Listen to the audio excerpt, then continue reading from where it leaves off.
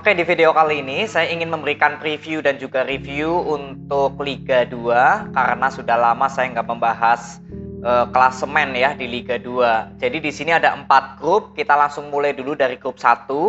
Di grup 1 di peringkat klasemen pertama ini ada Semen Padang ya. Dari 5 pertandingan ini belum terkalahkan sama dengan Persiraja Banda Aceh. Besok Sabtu Persiraja akan bertemu Semen Padang ya. Ini jadi big match nih untuk pertandingan Liga 2. Jadi untuk kedua tim sama-sama nggak terkalahkan. Dari Semen Padang dalam urusan menciptakan gol ini sudah ada power untuk menciptakan gol ya, karena sudah menciptakan 9 gol dari 5 pertandingan. Sedangkan dari Persiraja Banda Aceh walaupun dalam urusan menciptakan gol belum ada power, tapi untuk sektor belakang Persiraja ini masih lebih baik dari Semen Padang. Ya, jadi perbedaan dari kedua tim ini adalah di sektor depan dan belakang. Semen Padang memiliki power untuk menciptakan gol, sedangkan Persiraja Banda Aceh di sektor belakangnya ini cukup baik. Ya, ini dua tim yang sekarang belum terkalahkan di grup 1. Lalu di grup 3, di peringkat ketiga ya, ada Sriwijaya, lalu ada PSMS Medan di peringkat keempat, hanya selisih 1 poin. Yang membedakan dari Sriwijaya dan PSMS Medan adalah di sektor belakang dan depan. Sriwijaya dan PSMS Medan ini di sektor depannya sama-sama sudah memiliki power menciptakan gol. Tapi di sektor lini belakang ini juga kedua tim masih kurang baik. Ya, padahal PSMS Medan ini tanpa terkalahkan dalam 5 pertandingan, tapi hanya memperoleh 1 kemenangan dan 4 hasil imbang. Ya, jadi yang perlu dibenahi oleh PSMS Medan dan juga Sriwijaya jelas di sektor lini belakang. Lalu di peringkat ke-5, 6, 7 ini ada Sada Sumut, PSDS Deli Serdang, PSPS Pekanbaru ya kalau nggak salah.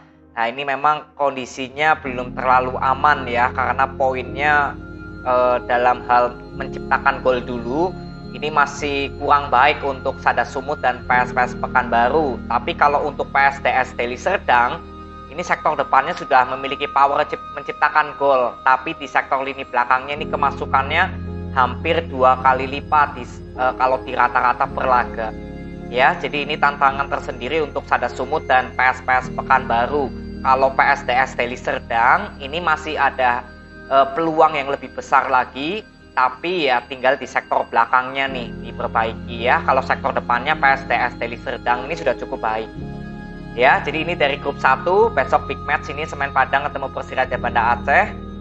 Lalu dari grup 2, di peringkat pertama ada Bekasi City ya. Kemarin harus kalah ya Bekasi City dari tim tamu Perserang ya.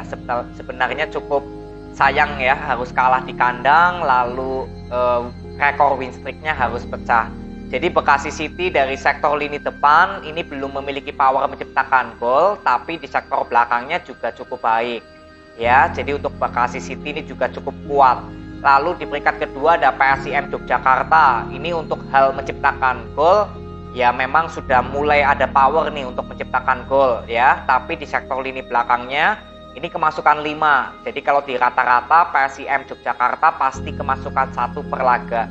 Tinggal di sektor belakang dari PSIM aja yang perlu dibenahi. Ya, selisih poinnya 2. Ini di grup 2 sebetulnya masih banyak peluang dari peringkat 1 sampai peringkat 5 ya. Tinggal Perserang yang kemarin berhasil ya untuk menang pertama kali lawan Bekasi City ya, ini peluangnya tinggal masalah menciptakan gol masih sangat minim sekali ya untuk Perserang, hanya menciptakan 3 gol dari 5 pertandingan. Lalu untuk PSKC Cimahi yang sekarang masih belum ada kemenangan sama sekali ya, ini jelas ya di sektor depan belum ada kekuatan untuk menciptakan gol, di sektor lini belakang juga sangat kurang baik ya, kemasukan 9 gol dalam 5 pertandingan. Jadi sebetulnya yang masih memiliki peluang besar dari peringkat 4 dan 5 nih, Persikap Bandung sama Nusantara United. Kalau Persikap Bandung ini di sektor depannya aja paling ya, yang masih minim untuk power menciptakan gol. Tapi untuk sektor belakang sudah cukup bagus ini Persikap Bandung. Ya, jadi di grup 2 ini masih ada peluang untuk Malut United, Persikap Bandung, Nusantara United. Ya, kalau Perserang dan PSKC Cimahi harus lebih bekerja keras saja. Ya, ini dari grup 2. Lalu dari grup 3 ya, di peringkat pertama ada Persela Lamongan, di peringkat kedua ada Gresik United ya. Ini yang poinnya masih nggak terlalu beda jauh, hanya selisih 3 poin ya, atau 1 kemenangan. Jadi untuk Persela Lamongan di peringkat pertama, kalau kita lihat dari masalah agresivitas menciptakan gol, ini masih standar aja ya, belum terlalu ada power untuk mencetak gol.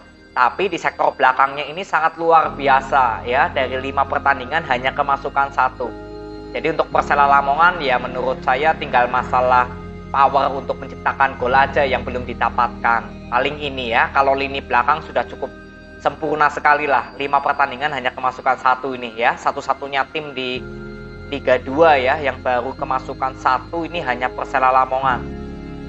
Lalu di peringkat kedua ada Gresik United. Kalau kita lihat dari lini depannya, ini juga masih belum ada power ya untuk menciptakan gol, karena di rata-rata ya Gresik, Persela, lalu Persipapati ya, Deltras juga sama. Ini rata-rata hanya berhasil menciptakan 1 gol per laga.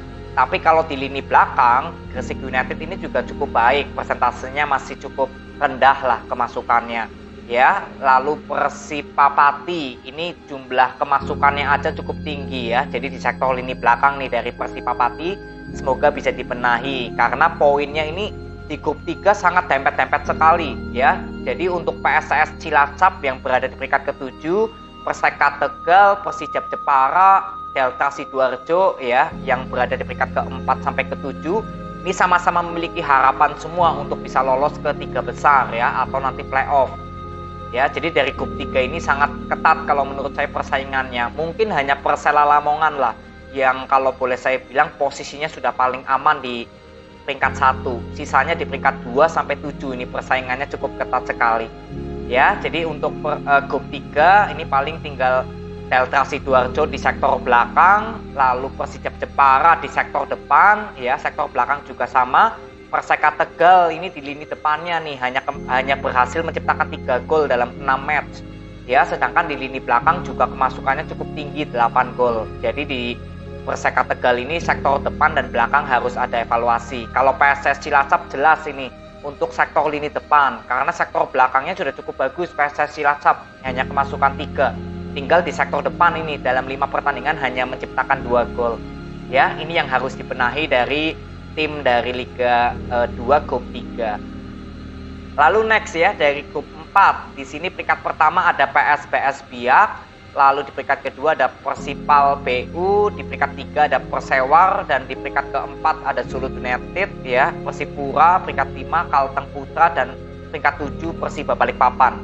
Jadi di grup 4 ini juga sama ya, persaingannya masih terbuka lebar, belum ada jaminan siapakah tim yang pasti akan lolos ke playoff. Tapi kalau dilihat dari jumlah menciptakan gol dan kemasukan, memang untuk PSBS Biak Numfor ini yang paling perfect, karena jumlah kemasukannya juga minim, hanya 2 gol, dan jumlah menciptakan gol juga sudah memiliki power. Ya, jadi PSBS Biak Numfor ini hanya kalah sekali ya, sisanya 3 kali menang, 1 kali imbang. Jadi ya PSBS Biak Numfor saya kira sudah gak terlalu banyak evaluasi, tinggal konsisten aja. Lalu di peringkat kedua ada Persipal BU ya, ini di sektor depannya sudah cukup bagus, tapi di sektor belakangnya ini kemasukan 7 ya. Jadi untuk Persipal tinggal di sektor belakang, karena di sektor depan sudah bagus ini power menciptakan golnya. Lalu di peringkat ketiga ada Persewar ya, Persewar di sektor depannya masih standar, masih gak terlalu ada power, tapi juga untuk masalah menciptakan gol gak ada masalah, karena di rata-rata hanya pasti menciptakan 1 gol. Tapi yang perlu dievaluasi di sektor belakang ya, ini kemasukannya 9 cukup banyak. Jadi untuk Persewar tinggal di sektor belakang.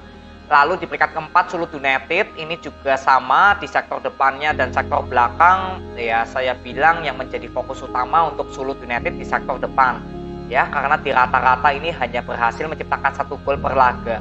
Ya paling ini untuk Sulut United, karena kalau di lini belakang sebetulnya Sulut United sudah cukup baik. Ya, tinggal di sektor depannya. Lalu Persipura Jayapura ya, ini jumlah menciptakan golnya juga masih standar aja. Lalu di sektor belakang ini juga sudah menyentuh persentase setiap per laga ini pasti kemasukan 1. Jadi yang perlu dievaluasi yang paling utama ya dari Persipura ini jelas di sektor belakang ini. Ya, kemasukannya sudah cukup lumayan tinggi lah intinya. Lalu di sektor depan juga semoga Persipura dalam hal menciptakan gol, ya ini powernya sudah bisa didapatkan. Ya, ini dari Persipura Jayapura. Lalu Kalteng Putra ya, ini di sektor depannya jelas karena dari 5 pertandingan hanya 3 gol saja. Sedangkan di lini belakangnya sebetulnya ya sudah cukup oke lah, cukup baik gitu, standar. Jadi untuk Kalteng Putra tinggal di jumlah menciptakan gol aja. Ya, lalu di peringkat ke-7 ada Persiba Balikpapan. Ini dalam 5 pertandingan hanya menciptakan 2 gol. Lalu kemasukannya juga 7. Jadi untuk Persiba jelas ini evaluasinya di sektor depan dan belakang. Ya, jadi dari grup 4 sebetulnya persaingan masih terbuka lebar dari semua tim. Ya, tapi kalau dilihat dari statistik data, ya itu tadi ya, tinggal evaluasi di sektor depan dalam hal menciptakan gol dan sektor belakang untuk rata-rata jumlah kemasukannya harus lebih rendah lagi ya. Ini paling PSPS Biak Numfor ini yang paling kuat ya dari grup 4 ini. Ya, jadi ini aja preview dan juga review dari Liga 2 grup 1 2 3 4 ya. Semoga ini bermanfaat. Semoga tim kesayangan kalian bisa selalu lolos ya dan bisa targetnya lolos ke Liga 1 di musim depan ya. Jadi ini aja, terima kasih, semoga bermanfaat. See you.